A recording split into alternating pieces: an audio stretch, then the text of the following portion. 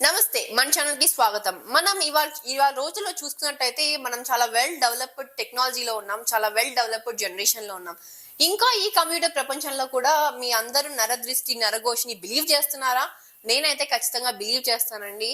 ఇప్పుడు మనం కలియుగంలో చూసినట్టయితే పెద్ద పెద్ద బిజినెస్ మ్యాగ్నెట్స్ ఒకేసారి కుప్పకూలిపోవడం, పెద్ద పెద్ద ఇండస్ట్రీస్ ఒకేసారి క్లోజ్ అయిపోవడం మనం చూస్తూనే ఉన్నాం. ఇదంతా ఎందుకు జరుగుతుంది అని మనం కొంచెం ఆలోచిస్తే మన పెద్దవాళ్ళు మన శాస్త్రాలు చెప్పేది ఏంటంటే, నీకు బాగా దిష్టి తగిలింది, నీకు నరఘోష బాగా ఉంది అని మనం ఇది చాలా డైలీగా వింటూనే ఉన్నాం. అసలు ద్వాదశ రాశుల వారికి నరఘోషి నరదృష్టి ఏదన్నా ప్రభావం చూపిస్తుందా? చూపిస్తే ఎలా ఉంటుంది? అసలు ఎలాంటి చాట్ లో ఎలాంటి కాంబినేషన్స్ ఉంటే మనకి ఇది బయటపడుతుంది అనేది వివరించడానికి వాళ్ళు మనతో పాటు మన స్టూడియోలో ఉన్నారు. Tarot card reader, crystal healer, Vedic astrologer అయిన అనుపమ గారు. నమస్తే అనుపమ గారు. నమస్తే కీర్తన. చాలా రోజుల తర్వాత మా స్టూడియోకి వచ్చారు. ఫస్ట్ థింగ్ ఇదంతా పక్కన పెట్టేస్తే షష్టగ్రహ కూటమి 2025 ప్రెడిక్షన్స్ ఇచ్చారు. మా ఆడియన్స్ అందరు ఏంటంటే నెగిటివ్ చెప్పేశారు బాగా. అనుపమ గారు మమ్మల్ని బాగా హర్ట్ చేశారు అని విన్నాం. కానీ ఇప్పుడు మనం మేక్ వచ్చేసాం, ఆల్మోస్ట్ ఏప్రిల్ మేకి ట్రావెల్ అవుతున్నాం. ఇప్పుడు చూసినట్లయితే మనం పెద్ద పెద్ద కంట్రీస్ లో బ్యాంకాక్ అవ్వచ్చు, ఆర్ఎల్స్ మన హైదరాబాద్ లో కూడా అవ్వచ్చు. జనరల్ గా ఏంటంటే ఒకేసారి ఎర్త్ క్వేక్స్ రావడం, రెయిన్ ఫాల్స్ రావడం, షష్టగ్రహ కూటమి వల్ల చాలా మందికి మేజర్ హెల్త్ ఇష్యూస్ వచ్చాయి. మన ఆస్ట్రాలజర్స్ కావచ్చు, ఆర్ఎల్స్ బయట ఆడియన్స్ కూడా అవ్వచ్చు. సో ముందుగా మేము చెప్పిన ప్రొడిక్షన్స్ కరెక్ట్ అయ్యాయి 2025 లో. ఎందుకంటే కామన్ గా బిలీవ్ చెయ్యను నేను ఇలాంటివి, బట్ బిలీవ్ చేయాల్సి వచ్చింది మీరు చెప్పడం వల్ల. So firstly thank you so much. ఇప్పుడైనా మన ఆడియన్స్ అందరికి ఒక బిలీవింగ్ వస్తుంది, ఓకే నెగిటివ్ కూడా మనం తీసుకోవాలి లైఫ్ లో అనేది. ఎందుకంటే అందరూ పాజిటివ్స్ చెప్పేస్తూ ఉన్నారు, అంటే అంతా బాగుంటుంది, మే తర్వాత బాగుంటుంది, మే తర్వాత బాగుంటుంది, మే ముందు వరకు ఎలా ఉంటుందో ఇంతవరకు ఎవరు చెప్పలేదు. కానీ అంతే హర్ట్ఫుల్ గా చాలా మంది చాలా ప్రాబ్లమ్స్ అయితే ఫేస్ చేశారు. మేబీ మే తర్వాత చాలా మంది రాసుల వారికి కూడా మీరు బాగుంటుందని కూడా షష్టగ్రహ కూటమి ముందు చెప్పారు. మరి ఇప్పుడు చూస్తున్నట్లయితే ద్వాదశ రాశుల వారికి ఈ నరఘోషి ఎలా ఉంటుంది అనేది చెప్పే ముందు అసలు నరదృష్టి నరఘోషి ఎలా ఉంటుందో ఒకసారి వివరించండి. జనరల్ గా ఫస్ట్ ఆఫ్ ఆల్ మనకి ఏంటంటే, మీరు చెప్పిన ఈ షష్టగ్రహ కూటమి గురించి ప్రెడిక్షన్స్ నేను చెప్పినా అని చెప్పేసి ఏదైతే అంటున్నారో, ఒక చిన్న స్మాల్ కరెక్షన్. నేను చెప్పడం కాదు, అమ్మవారు లలిత అమ్మవారు ఏది గైడ్ చేస్తే నాకు ఏది కనిపిస్తే కాంబినేషన్స్ ని బట్టి నేను అది చెప్పడం చేస్తాను. అది పాజిటివ్ అయినా సరే నెగిటివ్ అయినా సరే దాపరికం ఏది ఉండదు. షుగర్ కోటింగ్ అసలే చెప్పను, ఉన్నది ఉన్నట్టు చెప్పడం నాకు కొద్దిగా అలవాటు కాబట్టి మన ఆడియన్స్ కొద్దిపాటిగా అది నెగిటివ్ గా తీసుకుని ఉండొచ్చు. అది నేను చెప్పడం ఏంటి అంటే, కొద్దిగా అలర్ట్ చేశాను, ఇలాంటి సిచ్యువేషన్స్ రావచ్చు, కొద్దిగా అప్రమత్తంగా ఉండండి అని చెప్పి. ఎందుకంటే మనం ఫైనాన్షియల్ స్కామ్స్ కూడా చూస్తున్నాం ఈ మధ్య. చాలా బెట్టింగ్ యాప్స్ చాలా బయటికి వచ్చాయి, చాలా వాళ్ళు బయటకి కూడా రావడం జరిగింది. సో ఇవన్నీ కూడా ప్రెడిక్షన్స్. నేను చెప్పేదానికంటే బదులు there is a divine power, అది గైడ్ చేస్తుంది కాబట్టి దాన్ని బట్టి చెప్పడం జరుగుతుంది. సో దట్ ఒక చిన్న క్లారిఫికేషన్. అండ్ ఇప్పుడు మీరు అడిగిన దానికోసం నరఘోష నరదృష్టి ఇవి మనకి చాలా మేజర్ గా ఉంటాయి. ఇది స్పెసిఫిక్ గా ఒక జనరేషన్ కి వర్తిస్తుందా, లేకపోతే కొన్ని వర్గాల వారికి వర్తిస్తుందా, లేకపోతే కొన్ని జెండర్స్ కి వర్తిస్తుందా అనే సిగ్నిఫికెన్స్ డిస్క్రిమినేషన్స్ ఏమి ఉండవు దీంట్లో. ఎందుకంటే నరఘోష అనేది గత కొన్ని సంవత్సరాలు యుగాల నుంచి వస్తున్న బాధ అన్నమాట. ఇది one of the negative energies కిందకే వస్తుంది ఖచ్చితంగా చెప్పాలి అంటే. సో ఇది ఎందువల్ల వస్తుంది అంటే, మెయిన్ గా మనకి ఇక్కడ 3 గ్రహాలు కొద్దిగా కారణం అవుతాయి నరఘోష జరగడానికి. అన్నిటికంటే ప్రధానమైన గ్రహం ఏంటి అంటే శని గ్రహం మనకి కొద్దిపాటిగా ఎక్కువ డామినెన్స్ లోకి వస్తుంది అనమాట. శనిని మనకి లోభానికి అంటే గ్రీడ్ కి కారకుడు శని అన్నమాట. ఇప్పుడు నా దగ్గర ఉన్నది మీ దగ్గర లేదు, లేకపోతే మీ దగ్గర ఉన్నది నా దగ్గర లేదు, ఆ చిన్నది ఏదైనా సరే దాన్ని చూసి మనకి ఈర్ష్య, అసూయ, లోభము ఇలాంటివి రావడం అనేవి మనకి కొద్దిపాటిగా తెలుస్తూ ఉంటాయి. మనకు కొన్నిసార్లు ఏంటంటే ఇంటెన్షనల్ గా మనం ఎదుటి వాళ్ళని టార్గెట్ చేస్తాము. కొన్నిసార్లు అన్ఇంటెన్షనల్ గా అయిపోతూ ఉంటుంది. అంటే మన మనసులో ఏ కన్నింగ్నెస్ ఉండదు, బట్ స్టిల్ మనం మాట్లాడే పదాలు పద ప్రయోగం వల్ల కొన్నిసార్లు అది ఇబ్బంది పెట్టేలాగా కూడా ఉంటది. అంటే ఎలాంటి పవర్స్ లేని వ్యక్తులు అన్నా సరే మనకు అది తగులొచ్చు. కొన్నిసార్లు మన టైం బాగోలేకపోతే మనం ఎవరిని బ్లేమ్ చేయలేము. కొన్ని గ్రహాల పరిస్థితులు, దశలు, ఇప్పుడు నేను చెప్పే గ్రహాల కాంబినేషన్స్ ఉండి ఆ దశలు వచ్చినప్పుడు అది కొద్దిపాటిగా ఎఫెక్ట్ అయ్యే ఛాన్సెస్ ఉంటాయి. సో ఫస్ట్ గ్రహం వచ్చేసి మనకి శని మెయిన్ కారకుడు అవుతారు అనమాట. అండ్ అందుకనే చూస్తే మనకి కింది స్థాయిలో ఉండే వాళ్ళు, పని వాళ్ళు ఎవరైతే ఉంటారో, అంటే మనకి వర్క్ చేసే వాళ్ళు అవ్వచ్చు, లేకపోతే మన ఇంట్లో మేడ్స్ హెల్పర్స్ అవ్వచ్చు, లేకపోతే మనకి వర్క్ చేసే కార్ డ్రైవర్స్ అవ్వచ్చు, వీళ్ళందరినీ కూడా మాసెస్ ఎవరైతే ఉంటారో మనం సాటర్న్ తో రిప్రజెంట్ చేస్తాం అన్నమాట. సో జనరల్ ఇప్పుడు మనం ఒక లగ్జూరియస్ లైఫ్ లీడ్ చేస్తున్నాం అనుకోండి, మన కింద స్థాయి వాళ్ళకి కొద్దిగా వాళ్ళకు కూడా ఆశ అనేది ఉంటుంది, నేను ఎందుకు వీళ్ళలాగా లైఫ్ లీడ్ చేయలేకపోతున్నాను అనేది ఎక్కడో ఒక దగ్గర వాళ్ళకి ఆ గ్రీడీనెస్ అనేది వచ్చేస్తుంది, ఈర్ష జలసి అనేది వస్తూ ఉంటుంది. కాబట్టి దాని వల్ల మనకి ఇక్కడ సాటర్న్ తో కనెక్ట్ చేయొచ్చు అనమాట. అండ్ నెక్స్ట్ వచ్చే గ్రహము రాహు అవుతుంది. రాహు ఎందుకంటే ఎప్పుడు మనల్ని ఒక మాయలో ఉంచుతూ ఉంటారు, ఇల్యూషన్ అని చెప్తూ ఉంటాం కదా మనం రాహుకి. అంటే ఇక్కడ ఏంటంటే కొన్నిసార్లు రాహు గ్రహం ఇన్వాల్వ్మెంట్ అయినప్పుడు ఏంటంటే ఈ అనవసరమైన నెగిటివ్ ఎనర్జీస్ ఎక్కువ ఎక్స్పాండ్ అవ్వడం, ఆంప్లిఫై అవ్వడము. ఓకే, దీని వల్ల లేనిది ఉన్నట్టుగా ఊహించుకోవడం. ఎందుకంటే నరదిష్టి మన కంటికి కనిపించేది కాదు, అది జస్ట్ మనం ఫీల్ అవుతాం, ఆ ఎనర్జీని ఫీల్ అవుతాం. సో నెగిటివ్ ఎనర్జీస్ అన్ని కూడా రాహు కిందికి వస్తాయి. కాబట్టి ఆ మాలిఫిక్ ఎఫెక్ట్స్ ఎప్పుడైతే ఉంటుందో దాని వల్ల మనకి కొద్దిగా ఎఫెక్ట్ అయ్యే ఛాన్సెస్. ఇప్పుడు ఈ రెండు గ్రహాలు ఎవరిపైన ఎక్కువ చూపిస్తుంది అంటే చంద్రుడి పైన చూపిస్తుంది. చంద్రుడు మనకి మనకారకుడు. మనం ప్రతిసారి చెప్పుకున్నప్పుడు కూడా గ్రహాల గురించి విశ్లేషణ చేసేటప్పుడు చంద్రుడు మనకారకుడు అని చెప్తూ ఉంటాం. సో మన మెంటల్ స్టెబిలిటీ ఎట్లా ఉంటది ఏంటి అనేది చంద్రుడి నుంచి మనకి డిస్టింగ్విష్ అవుతుంది. కాబట్టి ఎప్పుడైతే ఈ రాహు శని యొక్క దృష్టి చంద్రుడి పైన పడినా, చంద్ర రాహువులు యుతి ఉన్నా, చంద్ర శని రాహువులు కలిసి ఉన్నా, వీళ్ళకి ఏంటంటే తొందరగా నెగిటివ్ ఎనర్జీస్ కి ససెప్టబుల్ అయిపోతూ ఉంటారు. సో ఇక్కడ చంద్రుడు మనకారకుడు కాబట్టి ఆ మైండ్ డిస్టర్బెన్స్ అయిపోవడము, సడన్ గా డ్రైన్ అయిపోవడము. అంటే కొంతమంది ఏంటంటే ఐసోలేటెడ్ గా ఉండడానికి ఇష్టపడుతూ ఉంటారు. సడన్ గా వాళ్ళు ఎక్కడన్నా నలుగుట్లోకి వెళ్ళారనుకోండి, డిఫరెంట్ పీపుల్ కి డిఫరెంట్ ఆరాస్ ఉంటాయి. ఆ ఆరా వల్ల వీళ్ళు ఒక స్థాయిలో ఉన్నప్పుడు ఆ ఆరా ఫ్రీక్వెన్సీ వల్ల కూడా వీళ్ళకి కొద్దిపాటిగా డిస్టర్బెన్సెస్, అంటే ఆ ఎనర్జీస్ ని వీళ్ళు హ్యాండిల్ చేయలేరు అనమాట. సో దాని వల్ల కూడా కొద్దిపాటిగా డిస్టర్బెన్సెస్ అయ్యే ఛాన్సెస్ ఉంటాయి.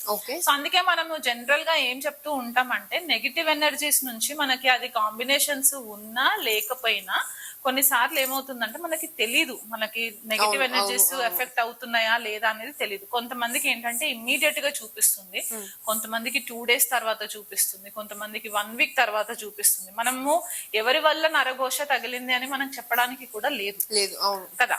సో అలాంటప్పుడు ఏం చెప్తామంటే జనరల్ గా మీరు ఒక ఏదైనా ఇష్టదేవత మంత్రం తీసుకొని మీరు సాధన చేసుకుంటూ ఉండండి.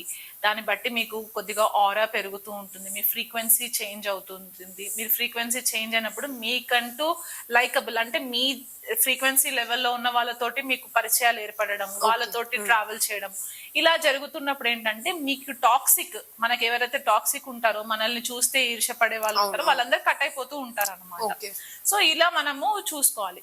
సో ఈ శని రాహు మెయిన్ ప్లానెట్స్ అవుతారు. దానికి తోడు ఇక్కడ చంద్రుడు ఎప్పుడైతే మనకి కొద్దిపాటిగా అఫ్లిక్ట్ అయినప్పుడు ఈ కాంబినేషన్స్ ఉంటాయి. ఇంకా సివియర్ గా ఉండి అంటే హై లెవెల్లో ఉంటూ మరి సడన్ గా కింద పడిపోయినప్పుడు ఏమవుతుందంటే బాధకాధిపతి కొద్దిగా యాక్టివేషన్ లోకి వస్తుంది. దీని గురించి మనం ఆల్రెడీ ఎపిసోడ్స్ చేసుకున్నాం ఒకసారి, చేసుకున్నాం. సో ఎప్పుడైతే ఈ బాధకాధిపతి కూడా కొద్దిపాటిగా కనెక్టివిటీకి వచ్చిందో అప్పుడు కూడా కొద్దిపాటిగా వీళ్ళకి డిస్టర్బ్ అయ్యే ఛాన్సెస్ ఉంటాయి. షష్టాధిపతి ఎందుకు 6th లార్డ్ ఎందుకు చెప్పుకుంటామంటే షష్ఠ భావము షడ్రిపులకి కారణం అవుతుంది. ఓకే, ఈ షడ్రిపులు అంటే మనకి మదము, మాత్సర్యము, కోపము, లోభము, క్రోధము, ఇలాంటివన్నీ కూడా మనకి 6 ఎమోషన్స్ ఏవైతే ఉంటాయో అవన్నీ కూడా మనకి షష్ఠ భావంతో కనెక్ట్ అవుతాయి. కాబట్టి ఈ 6th లార్డ్ కనెక్టివిటీ కూడా కొద్దిగా యాక్టివేషన్ లోకి వస్తుంది అనమాట. సో శని రాహు బాధకాధిపతి షష్టాధిపతి ఈ కాంబినేషన్స్ లో ఉన్నప్పుడు, చంద్రుడి పైన వీళ్ళ దృష్టి పడినప్పుడు, ఆ దశలు వచ్చినప్పుడు కొద్దిపాటిగా మనకి ఈ నరఘోష తగలడం అనేది కనిపిస్తూ ఉంటుంది. అవి కాకుండా కొన్నిసార్లు నక్షత్రాలు కూడా చూసుకోవాలి. ఓకే. ఇప్పుడు మనకున్న 27 నక్షత్రాలలో మెయిన్ గా ఎదుటి వాళ్ళని చూస్తే ఈర్ష్య, అసూయ, లేకపోతే కన్నింగ్నెస్, ఆ కన్నింగ్నెస్ వల్ల కొద్దిపాటిగా జెలసీ రావడము, వాళ్ళు ఎదుటి వాళ్ళు పాడైపోవాలని చెప్పేసి అనుకోవడం, అంటే వాళ్ళు కొన్నిసార్లు ఇంటెన్షనల్ గా కూడా అవ్వచ్చు, కొన్నిసార్లు అన్ఇంటెన్షనల్ గా కూడా అయిపోవచ్చు. అదేంటంటే మనకి జ్యేష్ఠ నక్షత్రం ఒకటి, ఆశ్లేష నక్షత్రం ఒకటి, 2 నక్షత్రాలు కొద్దిగా ప్రామినెన్స్ లోకి వచ్చేస్తాయి అనమాట. అంటే కంట్రోలింగ్ నక్షత్రాస్ ఇవి, పొజిటివ్నెస్ ఎక్కువ ఉంటుంది, వీళ్ళకి జెలసీ టాక్టిక్స్ కూడా ఎక్కువ ఉంటాయి కాబట్టి దాని వల్ల కొద్దిగా కనిపిస్తూ ఉంటుంది. అండ్ ఎవరికి ఎక్కువ ఎఫెక్ట్ అవుతారు దీని వల్ల అంటే రోహిణి నక్షత్రం వాళ్ళు ఎక్కువ ఎఫెక్ట్ అవ్వడానికి ఛాన్సెస్ ఉంటాయి, అనురాధ నక్షత్రం వాళ్ళు ఎక్కువ ఎఫెక్ట్ అవ్వడానికి కూడా ఛాన్సెస్ ఉంటాయి. ఎందుకంటే ఇవి చాలా సౌమ్యంగా ఉంటాయి అండ్ మనకి బ్యాక్గ్రౌండ్ లో కొన్ని పురాణిక్ స్టోరీస్ కూడా కనెక్ట్ అయి ఉంటాయి కాబట్టి నక్షత్రాస్ కి అవి కన్సిడరేషన్ లోకి తీసుకున్నప్పుడు మనకి క్లారిటీగా తెలుస్తుంది అనమాట ఈ నక్షత్రాల వల్ల ఎక్కువ ససెప్టబుల్ ఉంటారు అని. సో ఇది బేసికల్ గా మనము ఎప్పుడైనా చూసుకున్నప్పుడు ఈ నరఘోష చిన్న చిన్న రీజన్స్ ఉంటాయి. ఎలాగంటే మీ హెయిర్ కొద్దిగా వేవీగా ఉండి ఎదుటి వాళ్ళ హెయిర్ సిల్కీగా ఉంటే దానికోసం కూడా నా హెయిర్ ఇలా లేదు అని చెప్పి అనుకోవడం కూడా జెలసీ. మీ కాంప్లెక్షన్ బాగుంది, ఎదుటి వాళ్ళ కాంప్లెక్షన్ బాగాలేదని వాళ్ళు మిమ్మల్ని చూసి ఇష్టపడడం ఇది ఒకటి. లేదా ఫైనాన్షియల్ గా చాలా మంది సడన్ గా ఏమి లేని స్థాయి నుంచి కష్టపడి పైకి ఎదుగుతూ ఉంటారు, వాళ్ళని చూసి ఈర్షపడి అరే వీళ్ళు ఎంత బాగా సంపాదించేసుకొని బాగున్నారు అని అనుకున్నా సరే సడన్ గా వాళ్ళు లాసెస్ లోకి వెళ్ళిపోవడము. సో మనకి పూర్వం ఏం చెప్పేవాళ్ళంటే మన ఫ్యామిలీ మ్యాటర్స్, మన ఫైనాన్షియల్ మ్యాటర్స్ ఇవన్నీ కూడా వీలైనంత మట్టుకు దాన్ని సీక్రసీగా అంటే ప్రైవేట్ గా పెట్టుకోవాలి అని చెప్పేసి ఏదైతే చెప్తూ వచ్చారో మన పెద్దవాళ్ళు, మనం ఎలాగైతే జనరేషన్ ఇవాల్వ్ అవుతూ ఉన్నదో ఈ ఎవల్యూషన్ లో మనం ఏం చేస్తున్నామంటే ఎదుటి వాళ్ళకి అన్ని కూడా షో ఆఫ్ చేసేస్తున్నాం. అవును, ప్రతిదీ కూడా మనము వీడియో రికార్డింగ్ చేసేసుకొని పబ్లిక్ లో పెట్టేసుకోవడము, ఆ రీల్స్ కోసము లేకపోతే ఆ అటెన్షన్ కోసము మనం ఎప్పుడైతే అటెన్షన్ సీక్ చేస్తూ ఉంటామో ఇక్కడ మనకి తెలియకుండానే మనము చాలా మట్టుకు ఈ ఎన్వి, జెలసీ, ఈ నరఘోష ఇవన్నీ కోరి తెచ్చుకున్న ప్రాబ్లమ్స్ అన్నమాట. దీనికి ఎవ్వరు రెస్పాన్సిబుల్ కాదు, మనమే రెస్పాన్సిబుల్ మన ప్రాబ్లమ్స్ కి. ఎందువల్ల అంటే ఇవి చేయకుండా మనం గుప్తంగా పెట్టుకున్నాం అనుకోండి మన పర్సనల్ మ్యాటర్స్ ని, ఎవరికైనా ఎలా తెలుస్తుంది? తెలియదు కదా. మీరు ఎంత బ్యాంక్ బ్యాలెన్స్ ఉంది అనేది మీరు పబ్లిక్ లోకి వచ్చి నేను ఇన్ని కోట్లు సంపాదిస్తున్నాను అని చెప్పుకుంటేనే తప్ప ఎవరికి తెలియదు. అలాగనమాట. సో వీలైనంత మట్టుకు మీరు నరఘోష నుంచి అవాయిడ్ అవ్వాలి అనుకుంటే కొన్నిసార్లు మీ పర్సనల్ మ్యాటర్స్ పబ్లిక్ లో పెట్టకండి. ఇది కాన్స్టెంట్ గా నేను చెప్పే పాయింట్ అన్నమాట. కొన్ని కన్సల్టేషన్స్ కి వచ్చినప్పుడు కూడా నేను వాళ్ళని అలర్ట్ చేస్తాను, ఈ టైమ్స్ లో మీరు కొంచెం కేర్ఫుల్ గా ఉండండి, పబ్లిక్ లోకి ఎక్కువ రాకండి అని చెప్పేసి చెప్పడం అనమాట. ఎందుకంటే మనకు తెలుస్తుంటది ఏ టైంలో ఏంటి అని. కొంతమంది తొందరగా డ్రైన్ అయిపోతూ ఉంటారు, చిన్న పిల్లలు కాన్స్టెంట్ గా ఏడుస్తూ ఉంటారు, చిన్న పిల్లలకు తొందరగా తగులుతూ ఉంటుంది, ఎందుకంటే వాళ్ళ ఆరా వీక్ ఉంటుంది, వాళ్ళు డిస్టర్బెన్స్ ఎక్కువ హ్యాండిల్ చేయలేరు అనమాట. ఎక్కువ లైట్ అండర్ ఉన్నా కూడా వాళ్ళకి కొద్దిపాటిగా డిస్టర్బ్ అయిపోతూ ఉంటారు, హెవీ ఎనర్జీస్ ఉన్నప్పుడు డిస్టర్బ్ అవుతుంటారు, ఫంక్షన్స్ కి ఎక్కడికి వెళ్ళినా తీసుకెళ్ళినా కూడా డిస్టర్బ్ అయిపోతూ ఉంటారు. సో ఇలాగనమాట. అండ్ వాళ్ళకి నెగటివ్ స్పిరిట్స్ కూడా కొన్నిసార్లు తొందరగా అట్రాక్ట్ అవ్వడానికి కూడా ఛాన్సెస్ ఉంటాయి చిన్న పిల్లలకి. అండ్ కొంతమందికి ఏం చెప్తుంటారంటే హెయిర్ లూజ్ గా వదిలేసి బయట తిరగండి అని చెప్తూ ఉంటారు. కొన్ని స్పెసిఫిక్ టైమ్స్ ఉంటాయి. ఇప్పుడు రోడ్స్ పైన కొంతమంది రోడ్ యాక్సిడెంట్స్ లో చనిపోయిన వాళ్ళు ఉండొచ్చు, ఆ స్పిరిట్స్ కూడా తిరుగుతూ ఉంటాయి. ఎప్పుడు మనల్ని నెగటివ్ గా అట్రాక్ట్ చేస్తుంటాయో మనకు తెలియదు. సో వీలైనంత మట్టుకు మీరు ఏదన్నా ఒక ఇష్ట దేవత ఆరాధన చేసుకుంటూ ఉంటే గనక కొద్దిపాటిగా మీరు అది అవాయిడ్ చేయడానికి వీలుంటుంది. ఎందుకంటే ఈ నరఘోష ఎప్పుడైతే తగులుతుందో ఫ్యామిలీలో ఉండి డిస్టర్బెన్సెస్ రావడము, భార్యాభర్తల మధ్య గొడవలు వచ్చేసి తీవ్ర స్థాయిలో వెళ్ళిపోయి విడిపోయేలాగా అవ్వడము, లేదా తండ్రి కొడుకులకి బిజినెస్ లో పడకపోవడము, దానివల్ల ఇబ్బందులు రావడము, థర్డ్ పార్టీ పర్సన్స్ ఇన్వాల్వ్ అయ్యి ఫాదర్ కి సన్ కి బిజినెస్ లో చిచ్చులు పెట్టేయడం, ఇవన్నీ వల్ల దీని వల్ల జరుగుతాయి. కాబట్టి కొంచెం మనం అవాయిడ్ చేసుకుంటే మంచిది. ఇప్పుడు మేడం మీరు నరఘోష అంటున్నారు, నరఘోష, నరదృష్టి రెండు కూడా సపరేట్ గానే ఉంటాయా లేకపోతే రెండింటికి ఒకటే మీనింగ్ ఉంది? ఘోష అంటే ఏంటి, మనం కాన్స్టెంట్ గా ఒకటే మ్యాటర్ తోటి అబ్బా వాళ్ళు చాలా బాగున్నారు, అబ్బా వాళ్ళు చాలా బాగున్నారు అని మనం రెగ్యులర్ గా అదే అంటుంటే అదొక రకంగా ఘోష, అది ఆత్మ ఘోషిస్తూ ఉంటుంది, ఎదుటి వాళ్ళని చూసి ఈర్ష్యతో ఘోషిస్తూ ఉంటుంది కాబట్టి దాన్ని నరఘోష అంటాం. నర అంటే మనిషి, సో నరుడు ఘోషిస్తున్నాడు కాబట్టి దాన్ని నరఘోష అన్నారు అనమాట.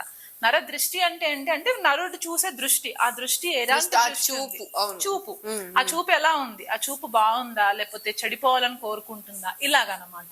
దీంట్లో మళ్ళీ 2 రకాలుగా ఉంటాయి.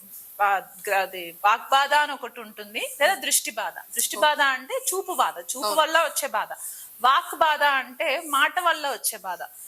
గాసిప్స్ చేస్తూ ఉంటారు, ఒకరి పైన ఒకరు వెళ్ళి చెప్తూ ఉంటారు. అది ఎందువల్ల చెప్తారు? ఈర్ష్యాసూయతో వెళ్ళి చెప్తారు కాబట్టి.